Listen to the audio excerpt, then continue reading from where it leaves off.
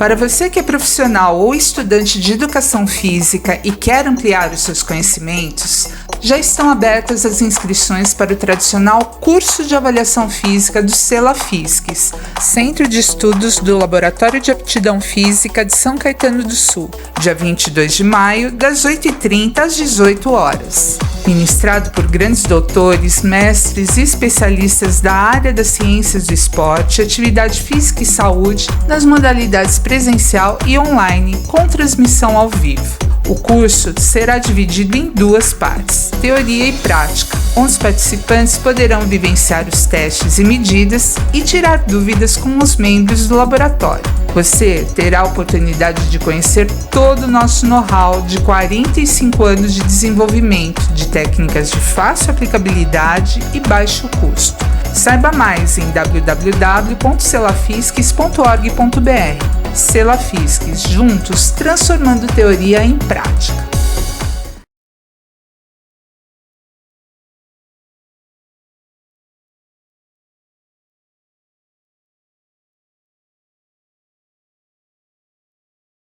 Então, tá, é um prazer estar aqui com vocês, desfrutando do momento mais célebre do CELA-FISC, que é o momento da discussão científica, né? Eu agradeço o trabalho, bastante interessante, um trabalho voltado à educação leva a um estilo de vida mais ativo fisicamente, e a questão foi discutida a partir de evidências baseadas na randomização mendeliana, que vocês vão saber o que exatamente essa randomização mendeliana, né? Esse trabalho ele foi desenvolvido por uma série de autores, tá?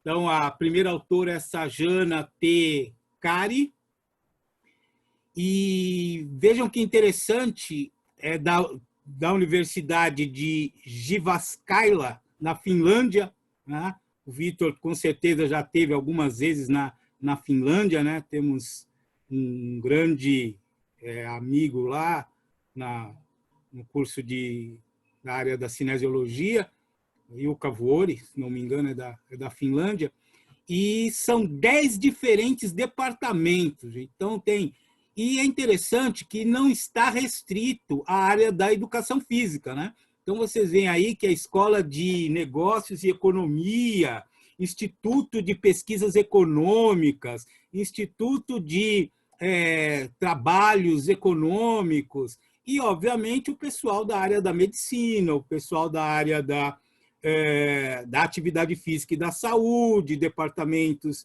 de centros de exercício, mas um estudo multidisciplinar envolvendo 10 diferentes departamentos. Esse trabalho foi publicado na revista escandinava de Medicina e Ciência do Esporte. Essa revista, o último fator de impacto dela, eu busquei o último fator de impacto dela publicado, é 3,69, um fator aí moderado para uma revista internacional, mas é uma revista já bem conhecida na nossa área. Nós mesmos tínhamos lá no CELA-FISC, na época da revista impressa, alguns números dessa revista escandinava aí de Medicina e Ciência do Esporte. Bem, os autores, eles iniciam fazendo uma introdução, evidenciando a questão de que a inatividade física é um grande problema de saúde pública mundial, não tem aí nenhuma novidade. Muitos estudos têm sido publicados buscando relacionar a questão da atividade física ou da inatividade física com uma série de fatores relacionados.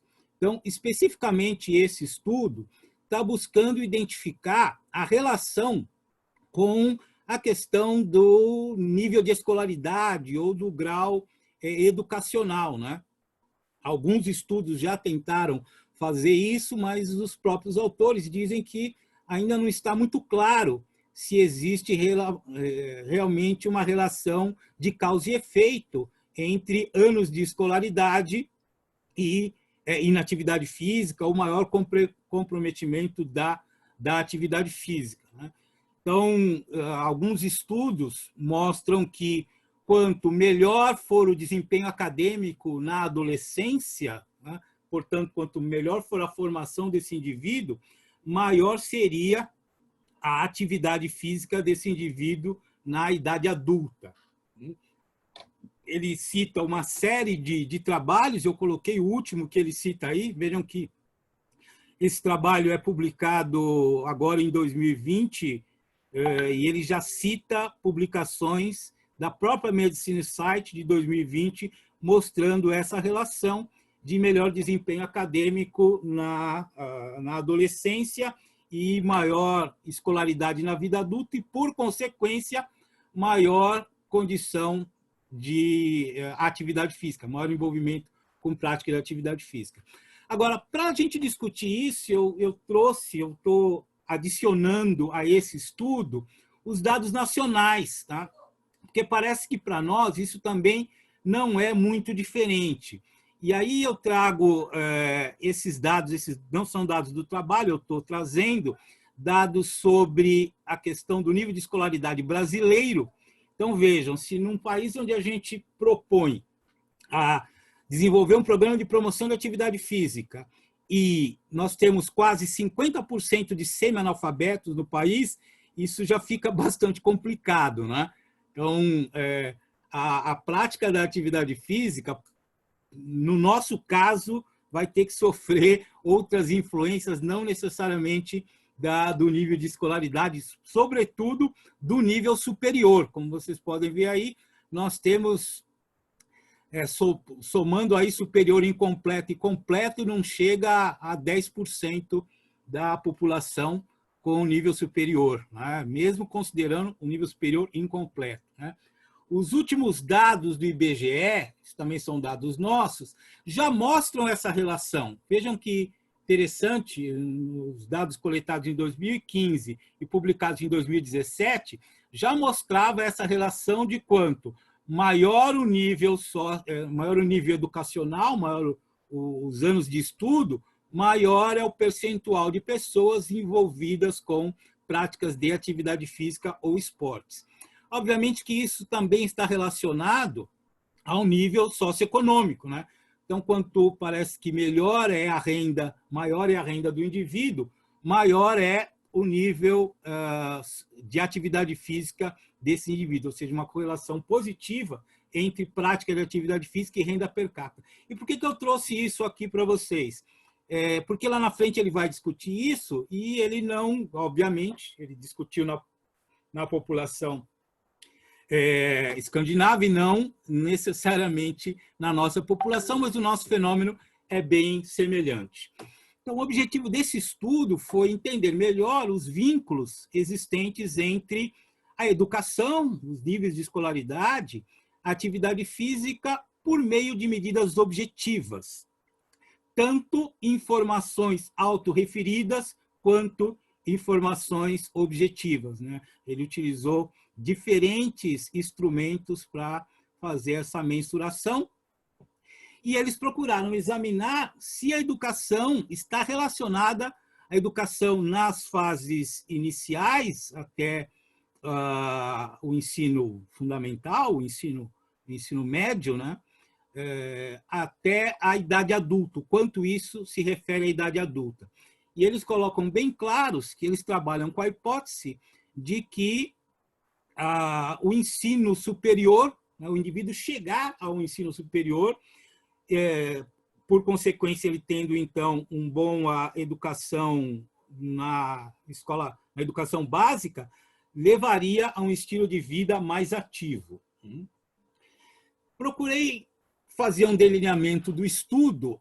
Esse estudo ele tem como base de dados esse LPC, que é o Censo Populacional Longitudinal da Finlândia, ou seja, é o grande censo finlandês de dados populacionais. Lá eles têm uma série de dados. Desse censo populacional longitudinal finlandês, eles extraíram 2.442 jovens que participavam de um recorte desse censo, que é o estudo de risco cardiovascular em jovens finlandeses, e eles também se utilizaram dos dados de um outro segmento desse censo populacional, que se chama esse FLID, né? Que são dados longitudinais empregador-empregados finlandeses, né? Então, é alguma coisa ligada aí à área da empresa, da área do trabalho finlandês.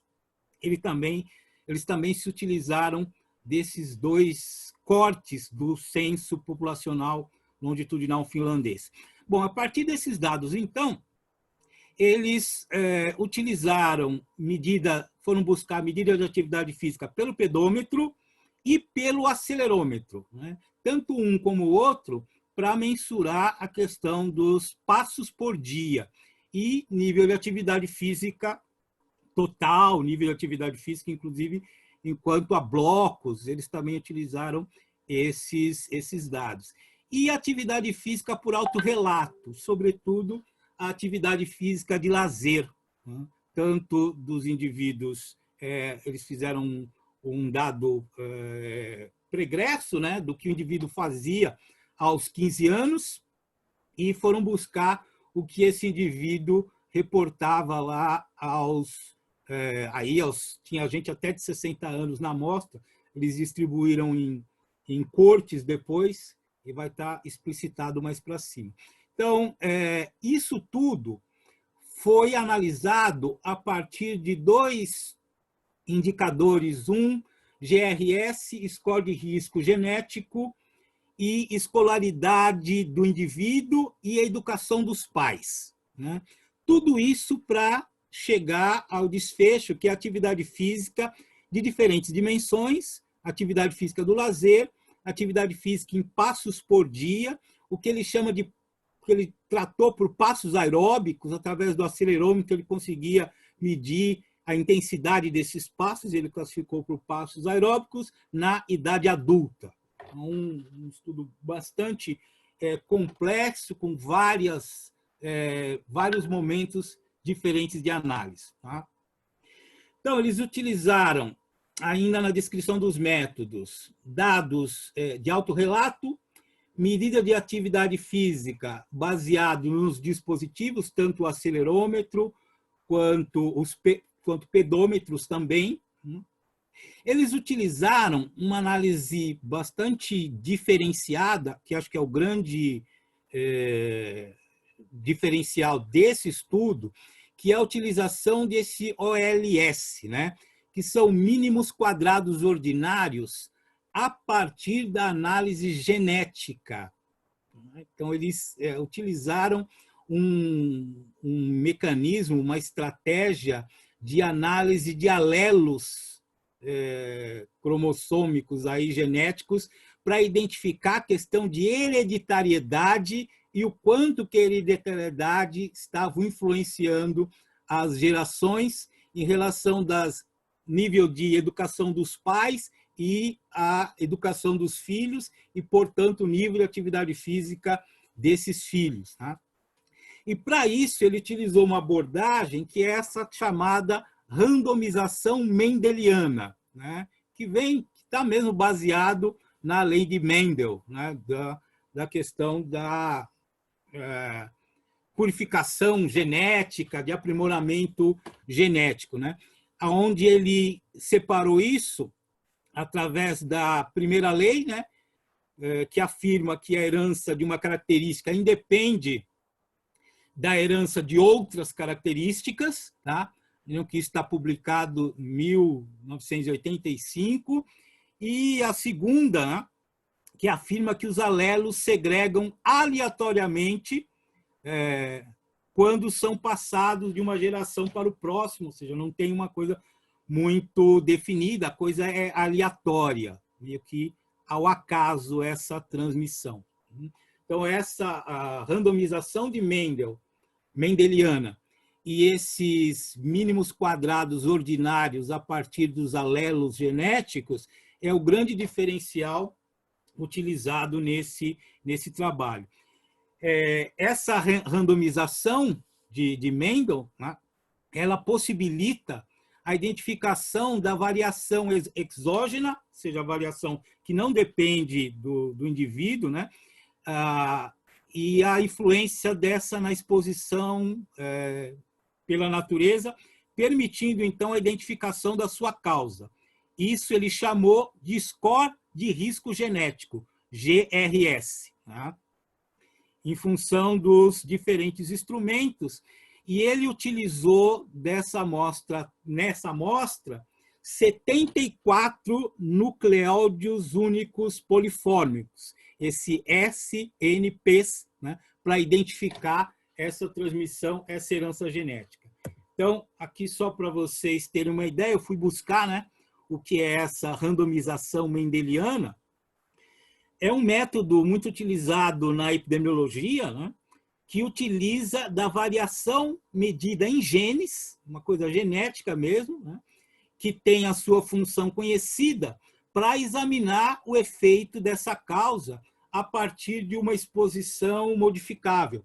Obviamente que isso é aplicado normalmente à questão de doenças, ou no nosso caso, seria, no caso do estudo, desculpa, seria a questão da prática da atividade física, de um maior ou menor envolvimento com prática de atividade física. Por isso que esse próprio termo, evidência baseada em randomização mendeliana, já é destacado no próprio artigo, próprio título do artigo, porque é isso que é o grande diferencial desse trabalho. Então, o tratamento estatístico também é bem diferente da maioria dos estudos, né? Ele não cita ali a análise estatística, qual foi a ferramenta, mas ele dá os 4 passos que eles utilizaram no tratamento dos dados, né? Então, um primeiro foi a identificação do instrumento genético, que estaria ou não associado à exposição, né, de interesse, que seria a prática da atividade física. O segundo, o instrumento genético ele foi independente dos fatores que confundem a associação da exposição, por isso ele utilizou aqueles alelos lá, o estudo dos PSLs, né, dos OLS, né, para identificar, então, essa relação da educação com os resultados da atividade física. É um instrumento que é utilizado para saber a atribuição aleatória. O terceiro instrumento é genético exógeno, ou seja, é um instrumento independente do resultado e possibilita, né, a associação com a exposição, né, a partir dessa associação do genético com a exposição do indivíduo à prática da atividade física. E, por fim, ele utilizou um instrumento, né, de efeito monotônico na exposição para cada mudança a partir do instrumento genético, a partir da identificação lá dos alelos, né? Ele alerta que não é possível que um indivíduo aumente a intensidade de tratamento enquanto outros diminuem a intensidade do tratamento, ou seja, a exposição, isso ele chama de exposição de demonoticidade. Ele utilizou 3 diferentes níveis de significância, né? 1, 5 e 10%, respectivamente. Eu nunca tinha visto esse de 10%, mas ele também utiliza, né? Não só o tal do 0,01, não só o tal do 0,05, mas ele também utilizou o 0,10%. Antes de iniciar os resultados, ele chama a atenção para os cuidados que o trabalho teve na identificação dos fatores de confusão. Então, partindo do princípio que os modelos de linhas de base, eles incluíam apenas os controles exógenos, né, que seria a questão do sexo feminino, ano de nascimento, mês de nascimento, isso poderia ser um item de confusão. Os modelos foram ajustados pela educação familiar, a educação dos pais foram considerados para essa análise. Como variável indicadora parietal, ou seja, educação dos pais, ele toma o 1 como referência, se pelo menos um dos pais havia alcançado o ensino superior, né? Na década de 80, que foi o ano base do início quando o indivíduo tinha mais ou menos 15 anos.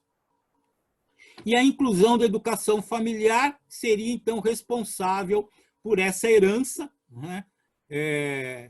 Com habilidades, preferências inatas, onde o indivíduo poderia estar sendo enviesado, aí, ter um viés na relação de atividade física. Então, esses fatores de confusão foram alvo de preocupação do grupo e todas as análises estatísticas foram utilizadas para que eles viessem a não dar falsa interpretação dos dados. Bom, ele apresenta aí a primeira tabela, que é a descrição da comparação a partir do instrumento validado, que é a relação dos alelos.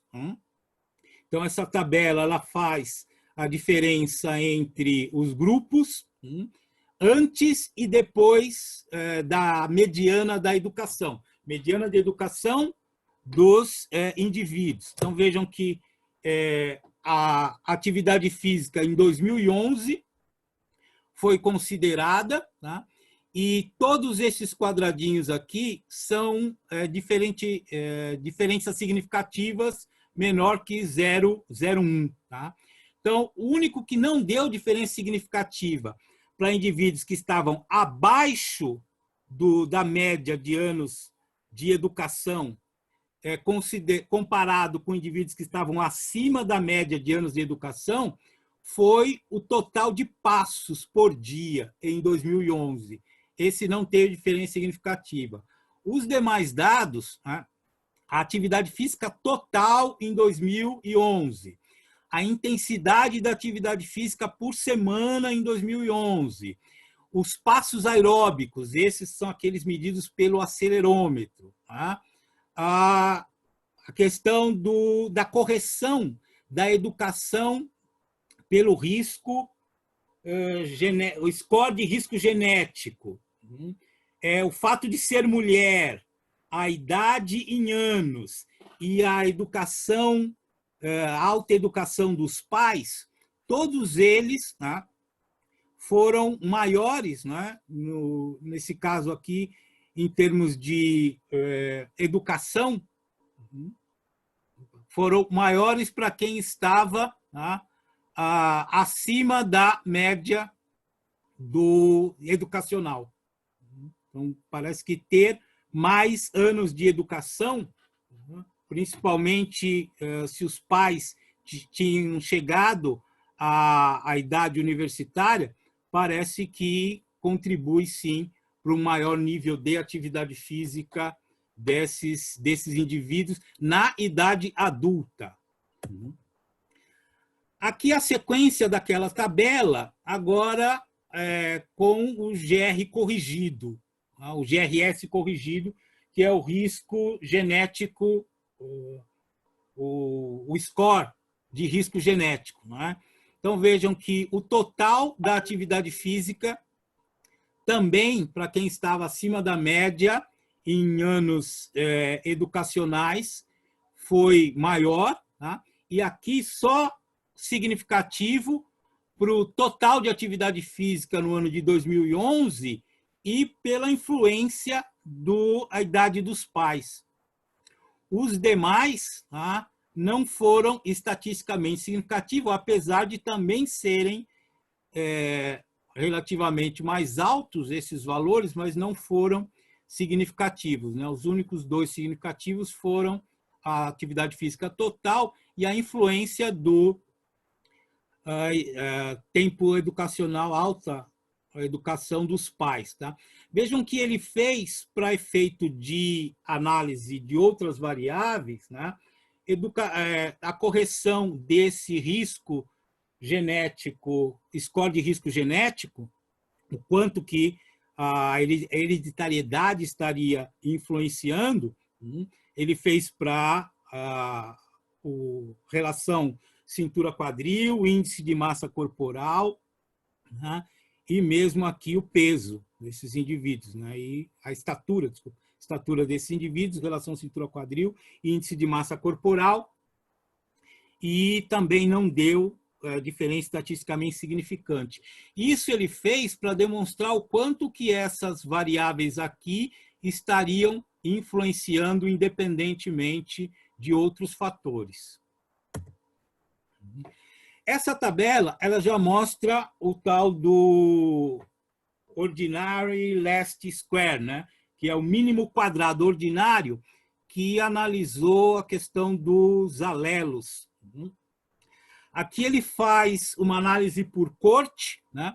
O modelo 1, que é essas primeiras das comparações, ele inclui o mês de nascimento, e o modelo 2, além do mês de nascimento, a educação dos pais, e os diferentes blocos de corte foram divididos em nascidos em 77, 74, 71, até os nascidos a partir de 62. E aqui, um asterístico só, 2 asterísticos representam 0,5%, e os 2 asterísticos representam, desculpa, os 3 asterísticos 1% e 2 asterísticos 5%, respectivamente. E vejam que aqui ele consegue estabelecer que, para cada ano adicional de educação, né, o quanto que os indivíduos estavam mais envolvidos com práticas de atividade física. Então, todos eles mostram correlação significativa, tanto na intensidade da atividade física por semana, no total de atividade física em horas por mês, e no número total de passos em 2011 e nos passos aeróbicos de 2011. Vejam que os N's mudam, porque nem todo mundo utilizou todos os instrumentos, né? E depois lá ele consegue até mostrar o quanto que cada ano disso adiciona em termos de cada uma dessas intensidades aqui. Mas todos eles foram significativos. A mesma coisa, né, quando foi feita a randomização mendeliana, tá? Aqui também a questão do anos adicionais, né, por ano adicional de educação, né, para cada um dos modelos, tanto o modelo 1 quanto o modelo 2. O modelo 2 é ajustado por um maior número de fatores, né, mas todos eles também maior correlação ou maior associação por ano de educação adicionado aos indivíduos, né? Aqui também a correção pelos diferentes modelos, né? Incluindo aqui os indivíduos já em 3 diferentes níveis. Aqui já deu o 1, o 5 e o 10, respectivamente, né? Para a intensidade, para os 4 fatores de atividade física, né? Em função de cada um dos modelos 1 e modelo 2, também mostrando que, ainda quando utilizado o risco, o GRS, que é o score de risco genético, né? O quanto que a genética estaria influenciando nisso, né? Ele também encontra essa diferença. E aqui, por último, o quanto que esses fatores todos, em termos de anos de educação, poderia estar explicando a atividade física desse indivíduo, que ele fazia aos 15 anos na idade adulta, tá?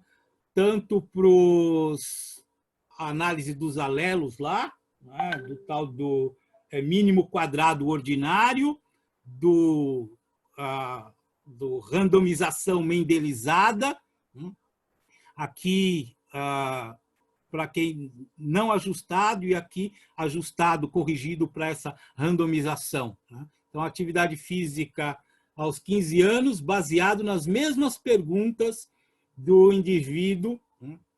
Feita, então, para essas cortes nascidas nesses diferentes anos, né? O quanto que, mesmo anulando a questão genética, os anos de educação adicionais poderiam estar contribuindo. Isso fica mais claro quando, na discussão, ele vai buscar as explicações, né? Então, eu gostei muito da discussão, porque ele ressalta, né, que por que a educação estaria influenciando, né, nessa melhor envolvimento com prática de atividade física. Ele ressalta que uma melhor educação estaria relacionada com a habilidade de tomar decisões e, por consequência, essas decisões saudáveis levariam a um comportamento de busca de melhor estilo de vida. Outros estudos também mostraram que indivíduo com nível superior pode influenciar comportamento de saúde de outras pessoas. Aí ele mostra a relação do quanto que ter pais com nível superior poderia estar influenciando, então, esses filhos, porque outros estudos já mostraram que essa relação pode ser verdadeira, uma relação de causal, vamos chamar assim.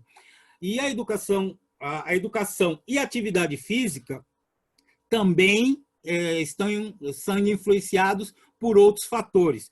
Lembram que lá na frente, por isso que eu fiz questão de trazer aquele dado, né? Isso é uma coisa que acontece, inclusive, no Brasil e, com certeza, em vários outros países do mundo. A questão da renda possibilita uma série de situações, inclusive de boa educação, inclusive de maior acesso, né, à formação superior. Ainda na discussão, ele coloca lá, né, que anos completos de educação poderiam estar diferenciando, né, de acordo com a educação familiar, e os fatores genéticos ambientais estariam sendo transmitidos através dessa herança, né, e que ele chama de educação parietal, né? Ele ainda ressalta que os pais influenciam o resultado educacional dos filhos, tá? Portanto, o nível de atividade de educação dos filhos tem muito a ver com quantos pais dão essa importância, e isso estaria influenciando toda a formação desses indivíduos, né? Melhor escolas, melhor ambiente, inclusive maior disponibilidade de recursos materiais, de recursos ambiente físico, inclusive para o próprio envolvimento com prática de atividade física, né? Ele ainda ressalta que o histórico familiar é levado em consideração e que dentro da família as informações sobre genótipo, né, tanto genótipo irmão como parietal, foram considerados nessas análises e são discutidos em vários outros artigos. Bom, para finalizar, né, tudo isso ele cita em outros momentos outras relações, né? Mas a relação mais forte que ele coloca é essa que é destacado aí na conclusão. Então, através dos estudos randomizados, né, mendeliano, verificou-se que anos de escolaridade estão positivamente relacionados com a atividade física. E aquelas tabelas lá possibilitam essa leitura, que, em média, um ano adicional de educação eleva a 0,62 unidades de atividade física de uma forma geral, que é aquele overall physical active, né? De forma mais alta na vida do indivíduo, na vida adulta desse indivíduo. 0,26 mais horas de treinamento intensivo por semana.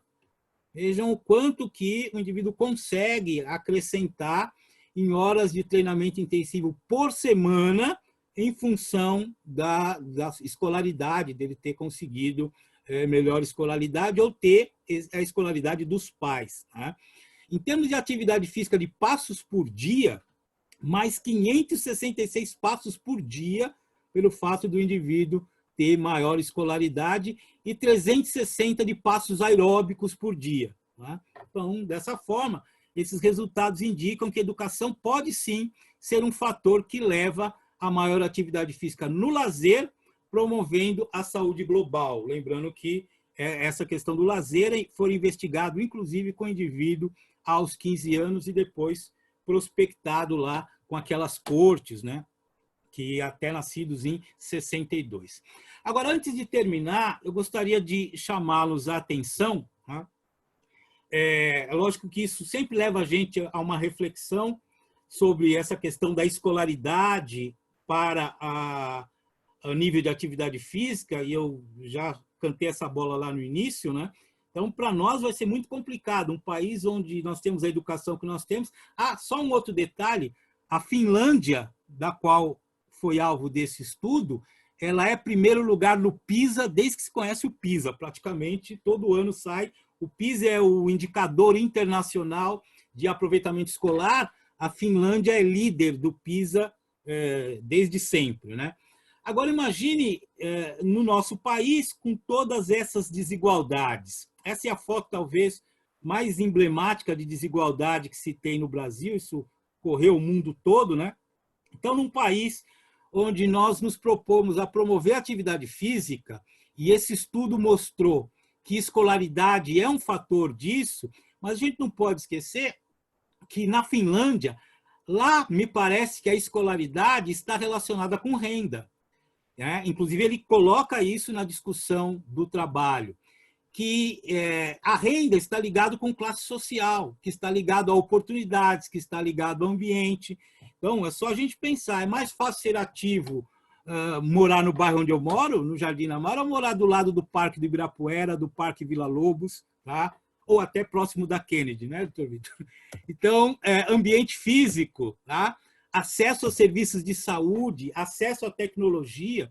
Então, quando a gente fala em promoção da atividade física, o estudo aqui levantou a escolaridade, mas ele não se limita à escolaridade. Durante a discussão, ele fala de tudo que a escolaridade pode levar, inclusive a melhores posições no mercado de trabalho, melhor renda e melhor classe social. Então, a gente não pode esquecer que desigualdades sociais é um fator de comprometimento à questão da promoção da atividade física. Tá? Só estou trazendo isso, essas são considerações pessoais, a agregar a reflexão de todo o grupo. Tá?